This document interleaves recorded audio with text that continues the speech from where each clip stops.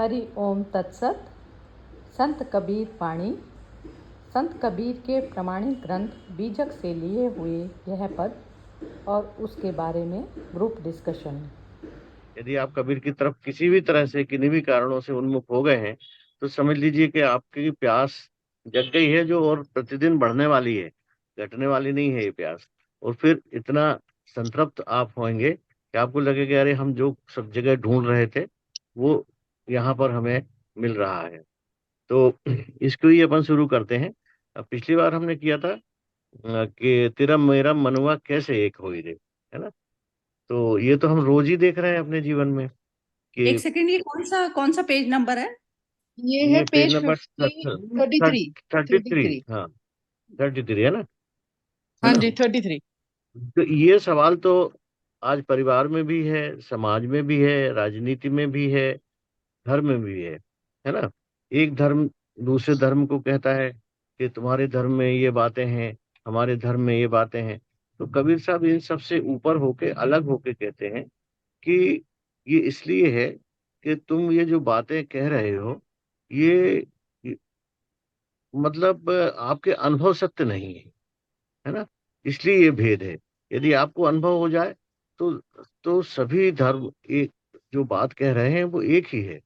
परंतु तेरा मेरा मनुआ, ये सारे विवाद, हम्म, तेरा मेरा मनुआ कैसे एक हो रे, मैं कहता हूँ आंखन देखी, तू कहता कागज की लेखी। कागज की लेखी है ना, तरह तरह की चीजें छपी हुई हैं, पढ़ी हुई हैं, शास्त्रों में हैं। किसी के अलग संदर्भ है, किसी के अलग संदर्भ है, उस विवाद में आप पड़े हैं क्योंकि आप अपने अनुभव सत्य की तरफ नहीं जाते। सबसे ज्यादा उनका जोर अपने अनुभव सत्य पे है। तो आप अपने जीवन में जो आपको अनुभव आ रहा है वही सच है ना। तो मैं कहता सुलझाओ नुहारी, मैं चाहता, मैं जो बात कह रहा हूँ भले आपको बुरी लग रही हो, लेकिन तुम उसको बार बार न जाने कितने प्रकार की चीजों में उलझा देते हो क्योंकि आप सहजता छोड़ देते हो। मैं कहता हूँ जागत रहना, तू रहता है सोए रे। मैं बार बार जागने की बात करता हूँ, है ना। कबीर साहब कहते हैं सुखिया सब संसार है, खावे और सोवे, है ना। दुखिया दास कबीर है, जागे और रोवे। तो ये आपको क्या पड़ी है कि शनिवार के दिन आप आए, 8:30 बजे आए, आज इतनी व्यस्त भरे जीवन में कबीर साहब को सुने या भगवत गीता को सुने। इसलिए क्योंकि आपके अंदर कोई ना कोई चिंगारी है, आपके अंदर कोई ना कोई प्रकाश है। आप उस प्रकाश को और ज्यादा प्रकाशवान बनाना चाहते हैं, है ना। तो नहीं तो सुखिया सब संसार सब सुखी है, खावे और सोवे। दुखी तो वो है जो जागृत है, जिसको आसपास की स्थितियों को देख के विचलन पैदा होता है, तकलीफ पैदा होती है कि ऐसा क्यों है ना। तो मैं कहता निर्मोही रहियो और तू जाता है मोह रे। मोह से अर्थ है मोह, है ना। वो कहते हैं कि मैं कहता हूँ कि निर्मोह यानी चीजों के प्रति आप रहिए। आपके पास जो है, धन है, संपत्ति है, कार है, बंगला है, उसके साथ रहिए, पर उससे मोह मत करिए। आपके परिवार के साथ रहिए, पर उसके मोह में इतने न जकड़ जाइए कि आप वो सब चीजें एक तरह से आपके दुख का कारण बन जाए। क्योंकि सारी की सारी प्रक्रिया जो है कबीर साहब की या अन्य संतों की या हम धर्म ग्रंथों की जो भी पढ़ते हैं, उसकी सारी की सारी प्रक्रिया है मनुष्य को दुखों से दूर करने की। और आप यदि उन्हीं चीजों में फिर से संलग्न हो जाते हैं तो आपके दुख बढ़ते ही चले जाने वाले हैं दिन प्रतिदिन। सुख की खोज में दुख को बढ़ाना है।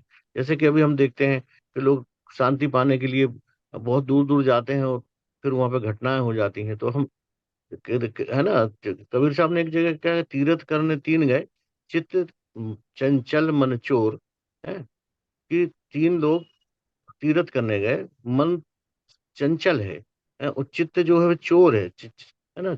चित्त चंचल मन चोर, एक भार न उतारिए 10 मन लाए। और उन्होंने कहा कि एक भी चीज को ना उतार पाए, वो 10 और समस्याएं घर में लेकर आ गए। तो ऐसे तीर्थ करने का, ऐसी जगह जाने का, ऐसे कृत्य करने का कोई लाभ नहीं होता है ना। तो आगे उन्होंने कहा, अगला पद है कि हिंदू कहूं तो मैं नहीं, मुसलमान भी नहीं, पांच तत्व का पूतला, गेबी खेले माही। ये बड़ा बड़ा महत्वपूर्ण पद है क्योंकि किसी भी व्यक्ति की जो पहचान है वो या तो उसकी जाति होती है, या उसका धर्म होता है, स्त्री पुरुष होना होता है, उसकी ख्याति होती है ना, उसका गोत्र होता है, उसका कुल होता है, उसकी राजनीतिक स्थिति होती है ना। लेकिन वो कह रहे थे कि ये हिंदू कहूं तो मैं नहीं, मुसलमान भी ना, ये बड़ी चुनौती भरी बात है। उस समय जब मुस्लिम्स का राज था, हिंदू सत्ता व्यवस्था थी, वो कह रहे हैं कि मेरी पहचान यदि आप देखना ही चाहते, लोग पूछते थे कि भाई फिर आप कौन हैं, क्योंकि खांचों में बटा समाज था, उसकी पहचान इसी तरह की थी कि या आज भी हम किस तरह से पहचाने जाते हैं, इसी तरह से पहचाने जाते हैं।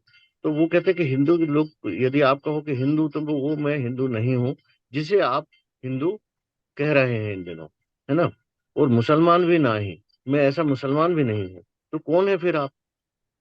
यदि आप हिंदू भी नहीं है, मुसलमान भी नहीं है, आपकी कोई जाति भी नहीं है, आपका कोई धर्म भी नहीं है, आपका कुल भी नहीं है, आपका गोत्र भी नहीं है, तो मनुष्य की पहचान तो इन्हीं वजहों से होती है। तो फिर कौन है? तो वो कह रहे हैं, पांच तत्वों का पुतला हूँ, पांच तत्वों से बना हुआ एक ऐसा पुतला हूँ जो, और मैं क्या, सारे संसार का प्रत्येक व्यक्ति इन्हीं पांच तत्वों से बना हुआ है ना।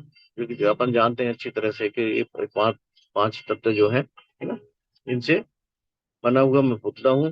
तो गेबी खेले मान, गेबी का अर्थ है कि अदृश्य, गेबी का अर्थ है अदृश्य, है अनुपस्थिति। मतलब मैं ऐसी तरह की, इस तरह की कोई सारी पहचानों को मिटाने के लिए वो इच्छुक है।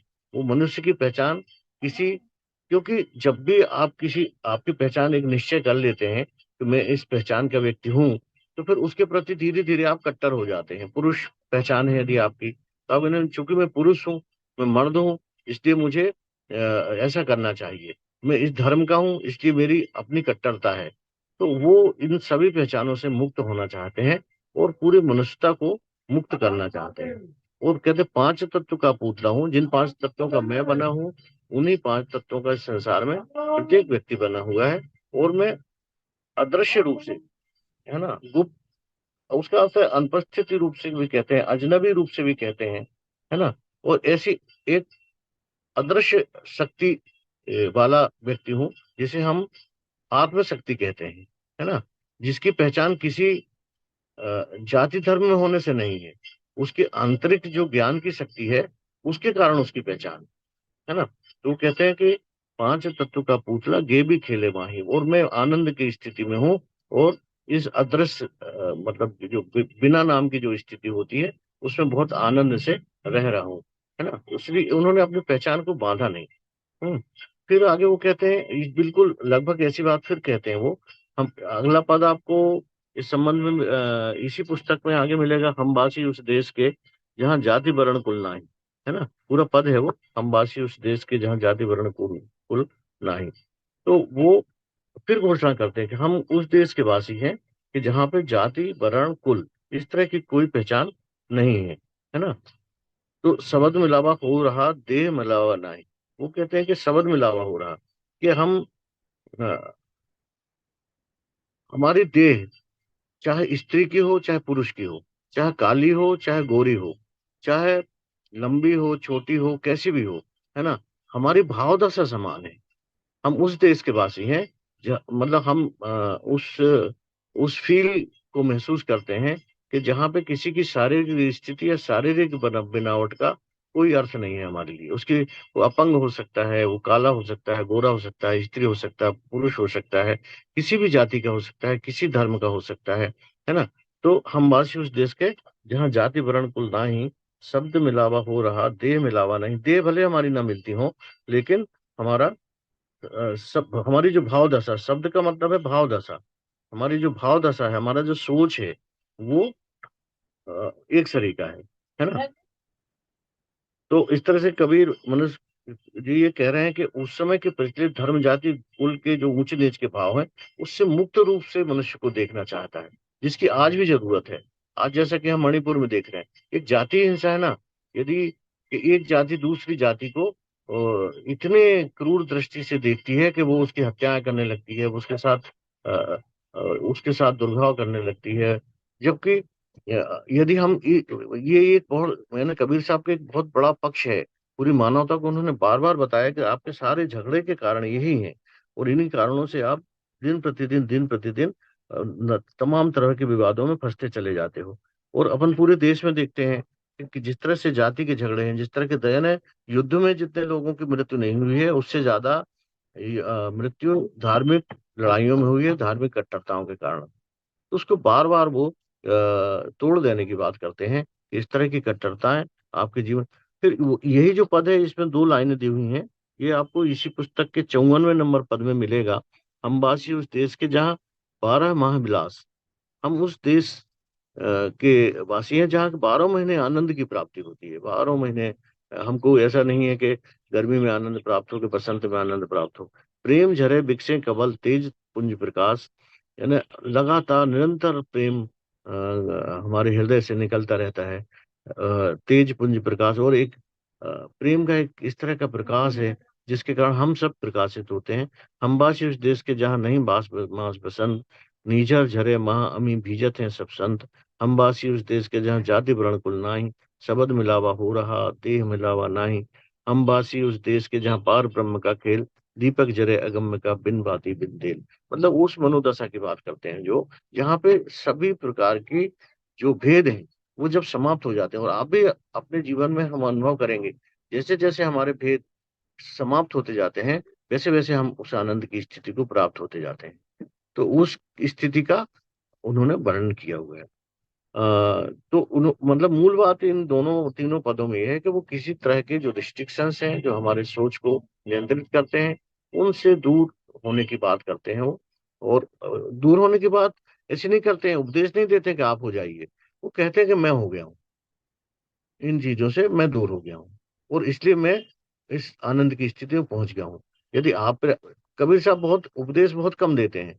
वो या तो अपने ऊपर कोई बात कहते हैं, संतों से कोई बात कहते हैं, अवधूतों से कोई बात कहते हैं, या आम जन से बात कहते हैं, अपनी बात रखते हैं, अपने अनुभव सत्य को कहते हैं, है ना। जैसे अपने इस ग्रुप में बिमी जी हैं, या विनोद जी हैं, या एसपी सिंह जी हैं, सरता जी हैं, तो अपने अनुभव सत्य की बात कहें, दूसरे को लगे तो वो करके देख ले, है ना। यदि वो करके देख लेता है और उसमें वास्तव में उसको लगता है कि हाँ, मेरी जो झंझटें थी, मेरी जो रिस्ट्रिक्शंस थे वो टूट रहे हैं, तो निश्चित रूप से वो कार्य करने जैसा है।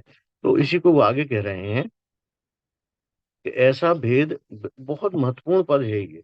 ऐसा क्योंकि कबीर साहब के ऊपर जिस तरह के आरोप लगाए जाते हैं, उसको दूर करता हुआ पद है। ऐसा भेद बिरगुचन भारी, वेद किताब दीन और दुनिया कौन पुरुष को नारी। एक रुधिर एक मलमूत्र एक चाम एक बूदा, एक बूंद से सृष्टि रची है को बामन को सुधा। रजोगुण ब्रह्मा तमोगुण शंकर सतोगुण हरि होई, कहे कबीर एक राम जपहुरे हिंदू तुर्क न कोई। इस पद में वो कहते हैं कि ऐसा भ्रम फैला के रखा है ना। ऐसा चारों तरफ ऐसा भ्रम फैला के रखा है कि एक धर्म वाला दूसरे धर्म को कहता है कि उसके धर्म में जो बताया गया है वो खराब है, और हमारा धर्म श्रेष्ठ है। हमारे धर्म की श्रेष्ठता और दूसरे धर्म की निकृष्टता बताना मुख्यतः झगड़े का कारण होता है, लड़ाई का कारण होता है, असहमति का कारण होता है। तो ऐसा संसार में इस तरह का भेद फैला हुआ है। तो वो कहते हैं कि वेद किताब, आप जानते हैं वेद मतलब हिंदुओं के जो धर्म शास्त्र हैं, चार वेद, है ना। कतेब मतलब मुस्लिम धर्म के जो किताब है। वेद कतेब दीन और दुनिया कौन पुरुष को नारी। वो कहते हैं कि यहाँ कौन पुरुष है और कौन नारी है, कौन पुरुष है और कौन स्त्री है ना। ये एक रुधिर एक मलमूत्र, वो कह रहे हैं एक ही खून से, एक चाम एक गूदा, सबका खून एक सा है, सबकी चमड़ी एक सी है, सबका मलमूत्र एक सा है। उसके बाद आप कहते हैं कि उसमें भेद है। यदि भेद होता तो सबकी चाम अलग अलग होती, सबकी चमड़ी अलग अलग होती, काली गोरी हो सकती है, लेकिन चमड़ी तो सबकी है। उसके बाद एक ही तरह की पद्धति से सभी लोग अपना उनमें मलमूत्र है, अपना निष्कासन एक ही पद्धति से करते हैं। एक ही तरह का चमड़ा है, एक ही तरह का मांस मज्जा है ना। एक बूंद से सृष्टि रची है वो ब्राह्मण को सुधा। तो उस समय जब ब्राह्मण और शूद्र की बात चलती थी, तो वो कहते हैं कि ये जो सृष्टि है, स्त्री के रजवीर से, पुरुष के वीर से, और उसमें मिलकर ये बना हुआ है। तो इसको आप कैसे कह सकते हो कि ये अलग अलग है ना, अलग अलग जातियों से है। कोई कहता है, तो वो कहते हैं कि ये एक बहुत ही वैज्ञानिक दृष्टिकोण का भी ये पद है, जिसमें वो कहते हैं कि इस पद्धति के अलावा किसी पद्धति से मनुष्य का जन्म नहीं होता, कथाएं चाहे कितनी भी हो। कि कोई मुख से पैदा हुआ, कोई यहाँ से पैदा हुआ, कोई वहां से पैदा हुआ, कोई कान से पैदा हुआ, लेकिन वो पूरी तरह से चुनौती देते हैं कि इस पद्धति के अलावा, और यदि ऐसा होता था तो आज हम सोचें कि आज क्यों नहीं होता है ना? और तो उनका एक बहुत बड़ा सवाल उस समय था कि एक बूंद से सृष्टि रची है, को बामन को सूदा। फिर वो पुराणों के उदाहरण भी लेते हैं, क्योंकि उस समय का जो लोक समाज है, वो बार-बार आप कबीर के पदों में देखेंगे कि वो पौराणिक उदाहरणों को लेते हैं। पौराणिक उदाहरणों को इसलिए लेते हैं कि वो आम जनता में रचे बसे हैं। वो जो चीज़ रची बसी है, उसके उदाहरण के तौर पे वो बताते हैं कि रजोगुण ब्रह्मा, आप कहते हैं कि ब्रह्मा का गुण रजोगुण है, और शंकर का गुण तमोगुण है, यानी गुस्सा करने वाला गुण है, और सतोगुण हरि होई, है ना? वो कहते हैं कि जो ईश्वर है वो सद्गुण वाला है। कहे कबीर एक राम जपो हिंदू तुर्क न कोई। तो वो बार बार कहते हैं कि आप जो ये हिंदू की और मुसलमान की, जो ब्राह्मण की और शूद्र की, स्त्री की और पुरुष की जो भेद उत्पन्न करते हो, तो ये भेद ठीक नहीं है। इसको आप अच्छी तरह से देखिए।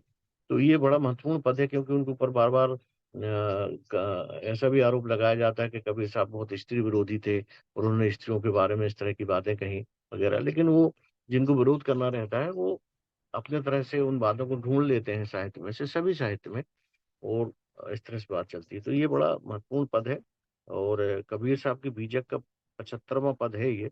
और इसी पुस्तक में भी आपको ये पद मिलेगा, और उसका अर्थ भी मिलेगा, है ना? मेरे ख्याल से इस पुस्तक में 70 नंबर पे है ये। तो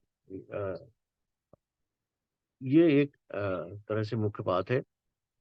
फिर वो देखिए, फिर वो तर्क करते, प्रश्न करते हैं, तर्क करते हैं। जो खुदाए मस्जिद बसतु और मल्ल कह केरा, अगला पद है कि वो मुसलमानों से पूछ रहे हैं कि यदि तुम्हारा खुदा मस्जिद में रहता है, तो और मुल्क जो बाकी का संसार है वहां पर कौन रहता है? क्या वहां नहीं रहता खुदा?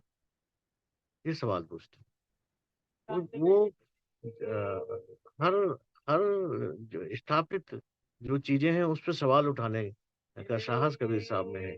और वो कह उस समय ये सवाल पूछ रहे हैं जब पूरी मुस्लिम सत्ता है, पूरे राज्य जो है मुस्लिम्स का है। हाल में भूसा भर दिया जाता है यदि उनके धर्म के खिलाफ कोई कुछ कहता है तो, है ना? तो वो उनसे चुनौती से पूछ रहे हैं, राज से पूछ रहे हैं कि जो खुदा है, मैं यार, तुम्हारा यदि खुदा मस्जिद में बसता है, तो पूरे फिर जो संसार है उसमें क्या बसता है? और जो दूसरी जगह पे नहीं है वो। बार बार वो मंदिरों से, मस्जिदों से निकाल कर ईश्वर को प्रत्येक जन में, प्रत्येक जीव जंतु में ले जाना चाहते हैं। और बार बार जो धर्म के ठेकेदार हैं उसको मंदिर और मस्जिद में और ऐसे धर्म स्थानों पर ले जाना चाहते हैं। और ये पूरा संघर्ष कबीर साहब के जीवन काल में खड़ा है। तो वो कहते हैं कि जो खुदाए मस्जिद बसत है, तो और मुल्क, और पूरे मुल्क में और क्या है फिर? और मुल्क में खुदा नहीं है क्या? तीरथ मूरत राम, वही बात है, तीरथ मूरत राम निवासी बाहर करे कोहेरा। फिर वही बात कहते हैं कि यदि आपके तीर्थों में मूर्ति बसती है, आपकी मूर्तियों में बसती है, तो फिर बाहर पूरा संसार क्या बिना भगवान के पड़ा हुआ है, बिना ईश्वर के पड़ा हुआ है? क्या बिना ईश्वरी तत्व उसके भीतर नहीं है? क्या बाहर सत्य नहीं है? कि बाहर प्रेम नहीं है? तो कबीर साहब का बार बार ये मतलब एक विशेष स्थानों से निकाल कर उस राम को, जिसको उन्होंने रमैया राम कहा है, जो हमारे अंदर की आत्म शक्ति, आत्म प्रेम है, उसको बार बार निकाल कर वो पूरे दुनिया के सामने ले जाते हैं। और इसीलिए कबीर साहब की पहुंच उन आदिवासी इलाकों की गहराई तक है, जहां पर कि अभी भी वो मुख्य धारा में नहीं है। परंतु उस समय कोई ऐसा कम्युनिकेशन का सिस्टम नहीं था, उसके बावजूद भी कबीर साहब जन जन तक, गांव दूर दराज तक पहुंचे। क्योंकि उनके पास कोई ऐसा व्हाट्सएप नहीं था, कोई तो उस समय कोई ऐसा फेसबुक नहीं था, कोई ऐसे हमारे पास कोई ऐसा इलेक्ट्रॉनिक सिस्टम नहीं था। लेकिन उनकी जो बात है वो वहां तक, क्योंकि उन्होंने वो सवाल उठाए और लोगों को सहज ही समझ में आया कि सही बात है ना? और इस चीज को व्यास जी ने भी कहा है। व्यास जी ने एक जगह कहा है कि मैंने सभी ग्रंथों की रचना करने के बाद मुझे इस बात का दुख है कि जो पूरे संसार में व्याप्त है, उसको मैंने तीर्थ स्थानों में, मंदिरों में स्थापित किया। मुझे इस बात का खेद है कि जो वाणी का अगोचर है, जिसके बारे में कुछ कहा नहीं जा सकता, वो इतना व्यापक है, उसको मैंने ग्रंथों में बांधने की कोशिश की है ना? जिसका कोई स्थान विशेष नहीं है, उसको मैंने किसी एक एक स्थान में या तीर्थों पर स्थापित करके मैंने ये 3 भूलें की हैं, इसके लिए मुझे क्षमा करें, क्षमा करें, क्षमा करें। है ना? ईश्वर की जो व्यापकता है, उसको जब भी छोटा बनाने का काम यदि किसी ने किया है ना? तो कबीर साहब उसके खिलाफ सवाल उठाते हैं कि आप इसकी इतनी बड़ी व्यापकता को छोटा कर रहे हैं। है ना? तो एक ये प्रश्न आता है, फिर ये टेक्स्ट तो आप लोग पढ़ लेंगे। फिर ये मेरे ख्याल से अगले पद पे अपन आते हैं।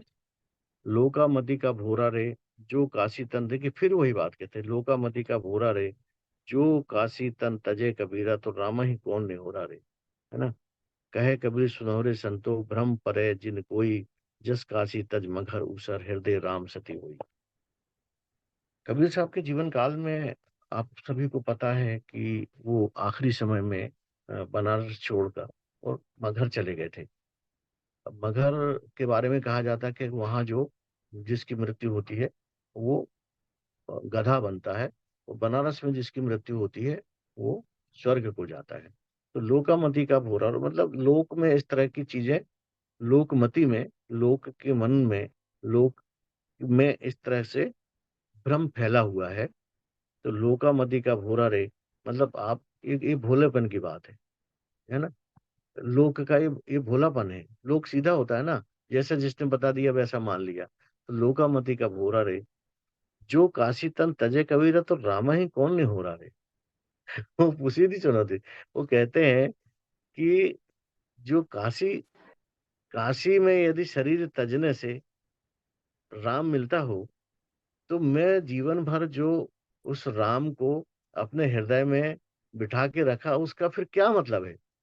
मैं कुछ ना करता और काशी आ जाता और यहाँ पे मृत्यु को प्यार कर लेता। तो मैंने जो जीवन भर तपस्या की, जो जीवन भर मैं उस रस में डूबा, जो जीवन भर मैंने प्रेम तत्व को विकसित किया, मनुष्य से मनुष्य का जो राम रूप है उसको मैंने स्थापित किया, है ना?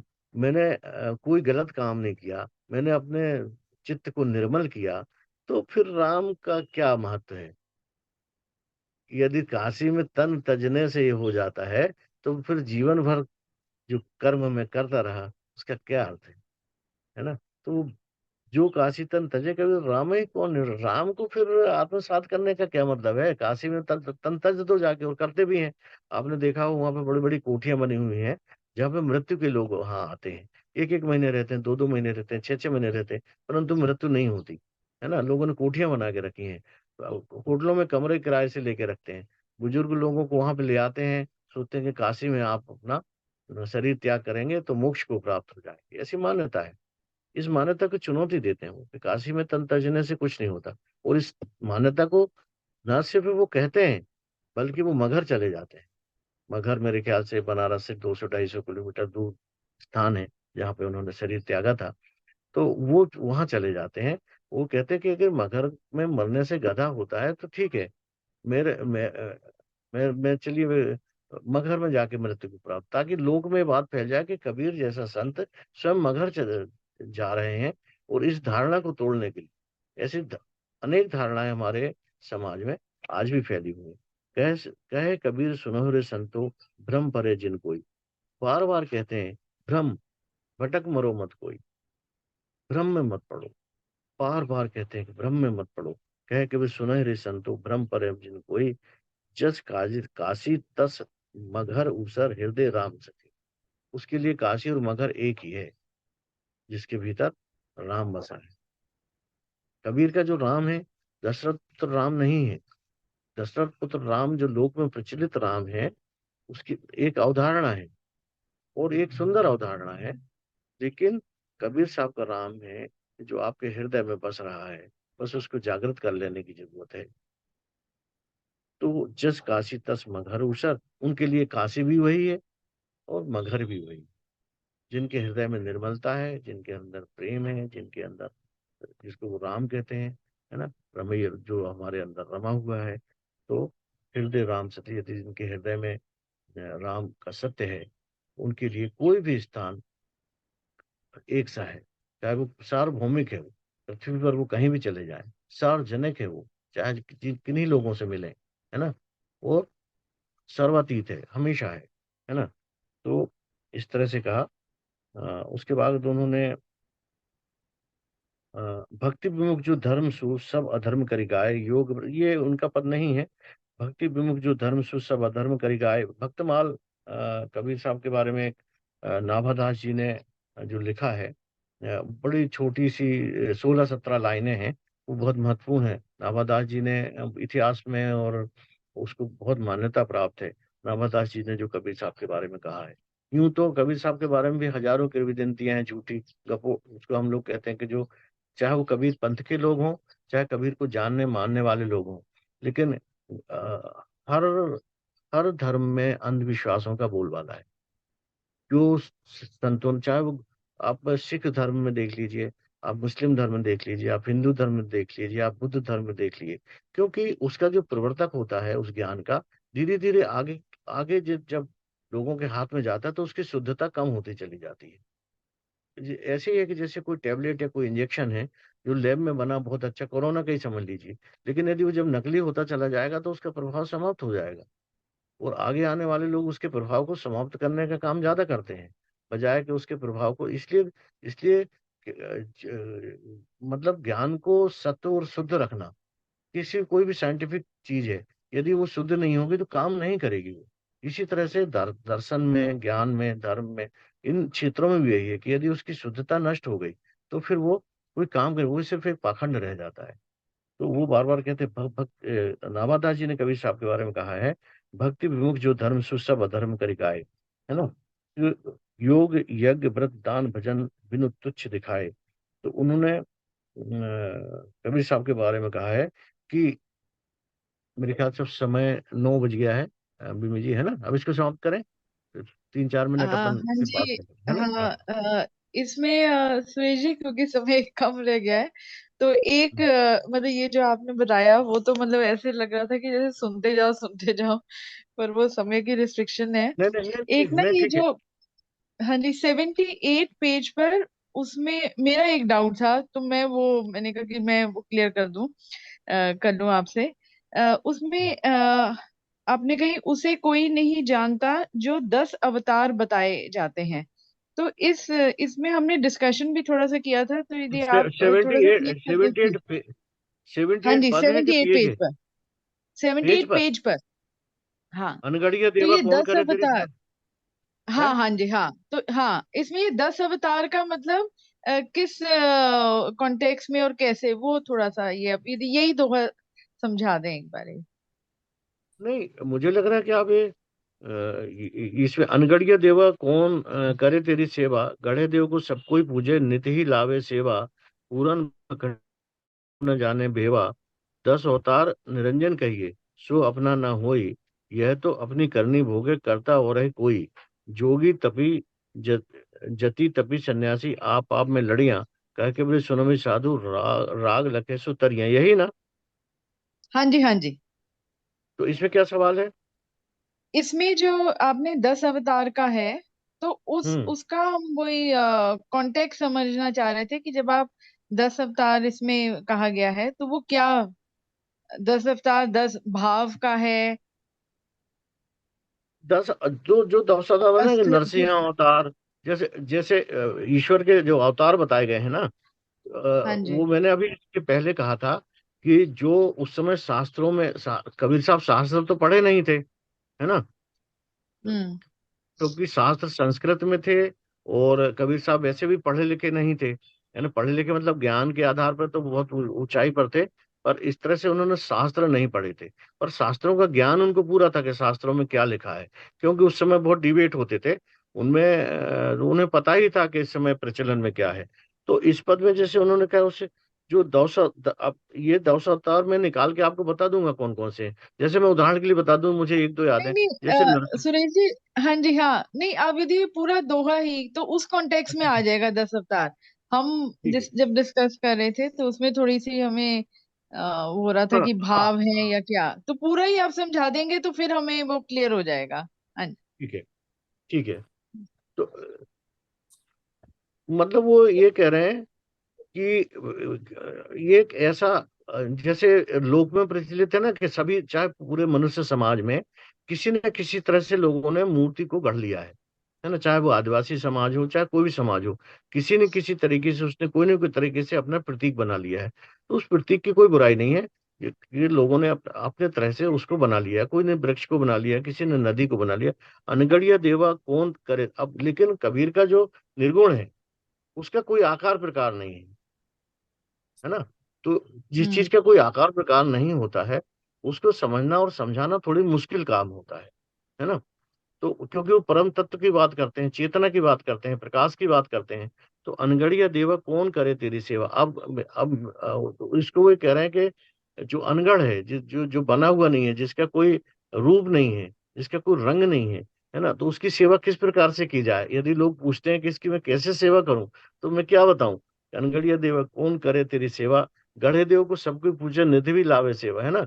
जो बना बनाया देवता है, अपन उसको मिष्ठान ले जाते हैं, खीर ले जाते हैं, पूरी ले जाते हैं, खिलाते हैं, पिलाते हैं, वस्त्र पहनाते हैं, सुगंध देते हैं।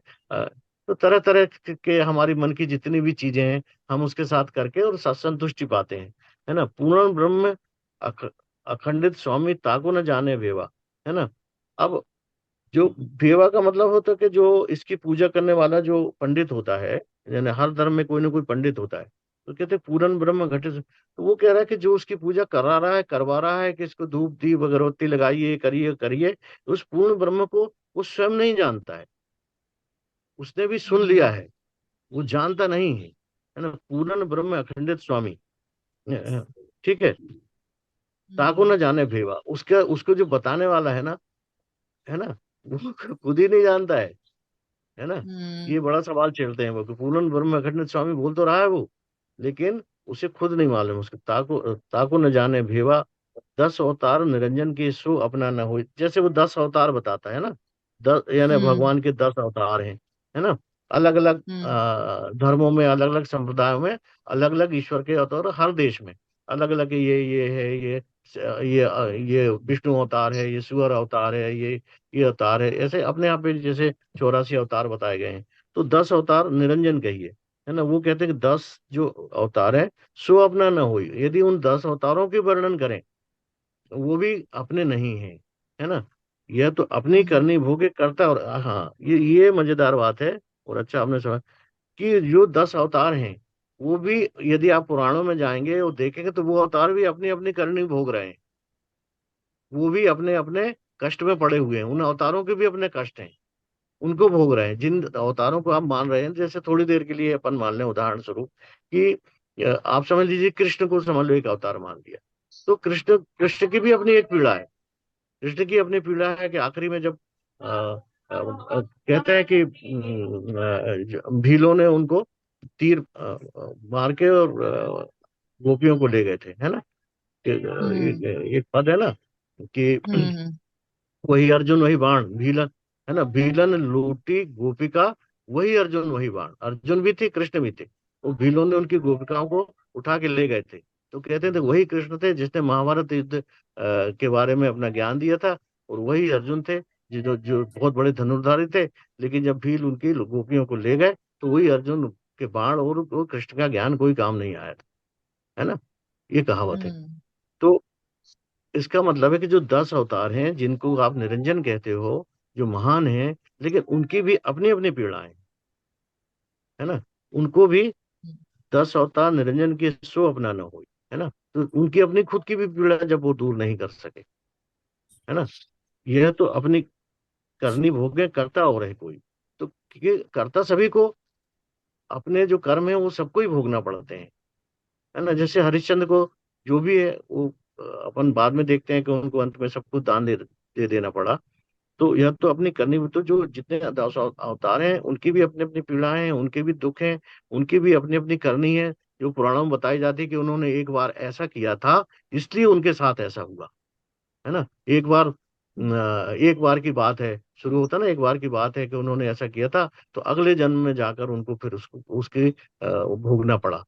तो उसको वो बताते हैं कि वो भी इसी में फंसे हुए हैं, है ना। 10 अवतार निरंजन केसु अपने न होई, यह तो अपनी करनी भोगे करता हो रहे कोई, है ना। परंतु इस प्रकृति को चलाने वाला तो कोई और है। इस जो प्रकृति जो संचालित होती, उसमें सबको अपने अपने कर्म भोगना पड़ते हैं, है ना। जैसे देह धारी को दंड है, सब काहे को होए, है ना। ज्ञानी निपटे ज्ञान से अज्ञानी है रोज। जैसे शरीर में आपने देखा उसमें कैंसर होगा ही, रामकृष्ण परमहंस को कैंसर हुआ, तो ये रामकृष्ण परमहंस को कैंसर नहीं होगा ये आप नहीं कह सकते। वो तो देह जितना रखी है उसको दंड मिलेगा। तो वो कह रहे हैं कि जो 10 अवतार हैं, जो आपको कहते हैं कि मोक्ष को आप प्राप्त हो जाओगे, उनको भी अपने अपने दंड है, उनकी भी अपनी अपनी पीड़ाएं हैं, उनके भी अपने अपने दुख हैं, उनकी भी अपनी अपनी करनी के दुख हैं। जोगी जति तपी सन्यासी आप में लड़िए। अब जितने योग